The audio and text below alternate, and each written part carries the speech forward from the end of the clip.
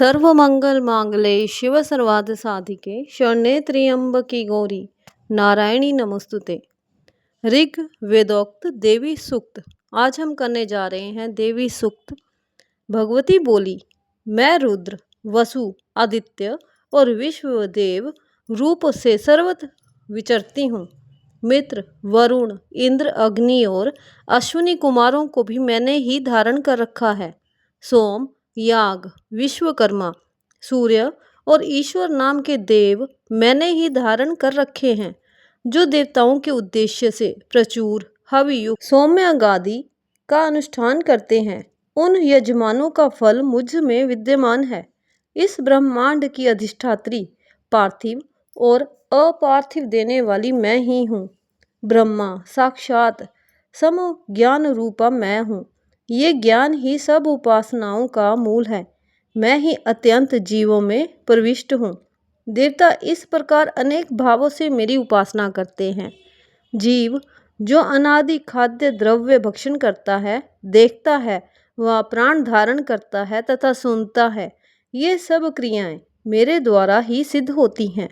जो मुझको इस दृष्टि से नहीं देख सकते, वे नाश को प्राप्त होते हैं। हे सौम्य, तुम उन्हें श्रद्धा पूर्वक सुनो। मैं ये उपदेश स्वयं दे रही हूँ। देवता और मनुष्यों द्वारा यही सेवित है। मैं जिसे चाहती हूँ उसे उच्च पद प्रदान करती हूँ।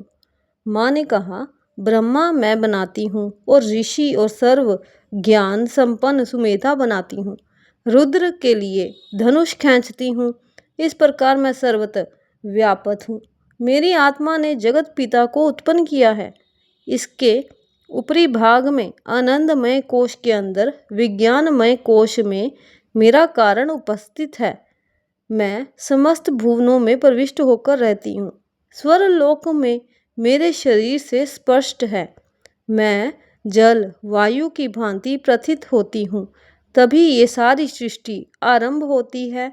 इस स्वर्ग तथा मृत्यु लोक के परे भी वर्तमान हूँ। यही तो मेरी महिमा है। देवी माँ के द्वारा ये ऋग्वेद देवी सूक्त पाठ हमने यहाँ पे संपूर्ण किया। बोलो जगदम्बे माँ की जय, माँ भगवती की जय। अब हम श्री दुर्गा सप्तशती से प्रधानिक रहस्य पाठ करने जा रहे हैं। राजा बोले, भगवान आपने चंडिका के अवतार की कथा मुझसे कही। ब्राह्मण, अब इन अवतारों की प्रधान प्रकृति को कहिए। हे द्विज श्रेष्ठ, मैं आपके चरणों में पड़ा हूँ। मुझे देवी के जिस स्वरूप की जिस विधि से आराधना करनी है, ये सब यथार्थ रूप से बतलाइए। ऋषि कहते हैं, राजन, ये रहस्य परम गोपनीय है। इसे किसी से कहने योग्य नहीं बतलाया गया है, किंतु तुम भक्त हो इसलिए तुम्हें ना कहने योग्य मेरे पास कुछ भी नहीं है। त्रिगुणमयी परमेश्वरी महालक्ष्मी ही सबका आदि कारण है। वे ही दृश्य और अदृश्य रूप से संपूर्ण विश्व को व्याप्त करके स्थित हैं। राजन, वे अपनी चार भुजाओं में बिजोरे का फल, गदा, ढाल एवं पान का बर्तन और मस्तक पर सर्प, लिंग तथा योनि इन वस्तुओं को धारण करती हैं। तपाए हुए सुवर्ण के समान उनकी कांति है। तपाए हुए सुवर्ण के ही उनके आभूषण हैं। उन्होंने अपने तेज से इस पूरे जगत को परिपूर्ण किया है। परमेश्वरी महालक्ष्मी ने इस संपूर्ण जगत को शून्य देखकर केवल तमोगुण रूप उपाधि के द्वारा एक अन्य उत्कृष्ट रूप धारण किया। वह रूप नारी के रूप में प्रकट हुआ, जिसके शरीर की कांति निखरे हुए काजल की भांति काले रंग की थी। उसका श्रेष्ठ मुख दाढ़ों से सुशोभित है। नेत्र बड़े बड़े और कमर पतली थी। उसकी चारों भुजाएं ढाल, तलवार, प्याले और कटे हुए मस्तक से शोभायमान थी। वह वक्ष स्थल पर धड़ तथा मस्तक पर मुंडों की माला धारण किए हुए थी। इस प्रकार प्रकट हुई स्त्रियों में श्रेष्ठ तामसी देवी ने महालक्ष्मी से कहा, माताजी, आपको नमस्कार है। मुझे मेरा नाम और कर्तव्य बताइए।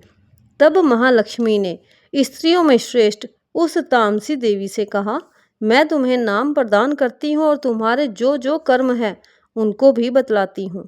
महामाया, महाकाली, महामारी, शुद्धा, त्रिषा, निंद्रा, त्रिष्टा, एक वीरा, कालरात्रि तथा दुरत्या ये तुम्हारे नाम हैं जो कर्मों के द्वारा लोक में चरितार्थ कर होंगे। इन नामों के द्वारा तुम्हें कर्मों को जानकर जो उनका पाठ करेगा वह सुख भोगेगा।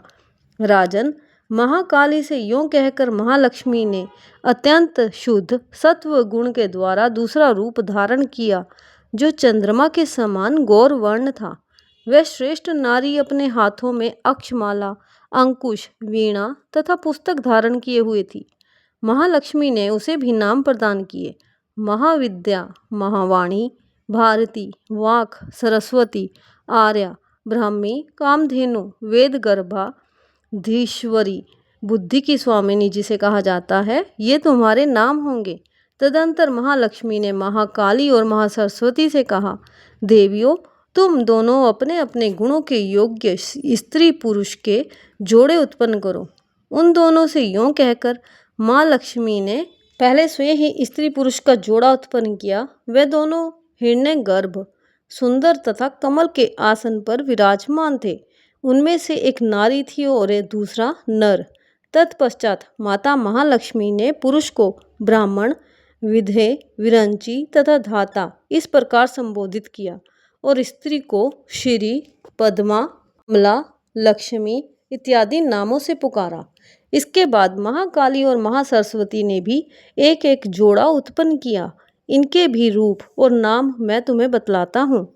महाकाली ने कंठ में नील चिन्ह से युक्त लाल भुजा, श्वेत शरीर और मस्तक पर चंद्रमा का मुकुट धारण करने वाले पुरुष को तथा गोरे रंग की नारी को जन्म दिया। वह पुरुष रुद्र, शंकर, स्थाणु और त्रिलोचन के नाम से प्रसिद्ध हुआ तथा स्त्री के त्रयी, विद्या, कामधेनु, भाषा, अक्षरा और स्वरा से नाम हुए। राजन, महासरस्वती ने गोरे रंग की नारी और श्याम रंग के नर को प्रकट किया। उन दोनों के नाम भी मैं तुम्हें बतलाता हूँ। उनमें से नर पुरुष के नाम के विष्णु, कृष्ण, ऋषिकेश, वासुदेव और जनार्दन हुए तथा स्त्री उमा, गौरी, सती, चंडी, सुंदरी, सुभगा और शिवा इन नामों से प्रसिद्ध हुई। इस प्रकार तीनों युवतियां ही तत्काल पुरुष रूप को प्राप्त हुईं। इस बात को ज्ञान नेत्र वाले लोग ही समझ सकते हैं, दूसरे अज्ञानी जन इस रहस्य को नहीं जान सकते। राजन, महालक्ष्मी ने त्रैविद्या रूपा सरस्वती को ब्रह्मा के लिए पत्नी रूप में समर्पित किया, रुद्र को वरदायिनी गौरी तथा भगवान वासुदेव को लक्ष्मी दे दी। इस प्रकार सरस्वती के साथ संयुक्त होकर ब्रह्मा जी ने ब्रह्मांड को उत्पन्न किया और परम पराक्रमी भगवान रुद्र ने गौरी के साथ मिलकर उसका भेदन किया। राजन, इस ब्रह्मांड में महत्व आदि कार्य समूह पंच महाभूतात्मक समस्त स्थावर जंगम रूप जगत की उत्पत्ति हुई। फिर लक्ष्मी जी के साथ भगवान विष्णु ने उस संसार का पालन पोषण किया और प्रलय काल में गौरी के साथ महेश्वर ने संपूर्ण संसार का संहार किया। महाराज, महालक्ष्मी ही सर्व सत्व युक्त तथा सत्वों की अधिष्ठिवरी है। हे निराकार और साकार रूप में रहकर नाना प्रकार के नाम धारण करती हैं। सगुणवाचक सत्य, ज्ञान, चित्त, महामाया आदि नामों से इन महालक्ष्मी का निरूपण करना चाहिए। केवल एक नाम महालक्ष्मी मात्र से तथा अन्य प्रत्यक्ष अनुमान, उपमान, शब्द, प्रमाण से उनका वर्णन नहीं हो सकता। जय माता दी। प्रधानिक रहस्य संपूर्णम।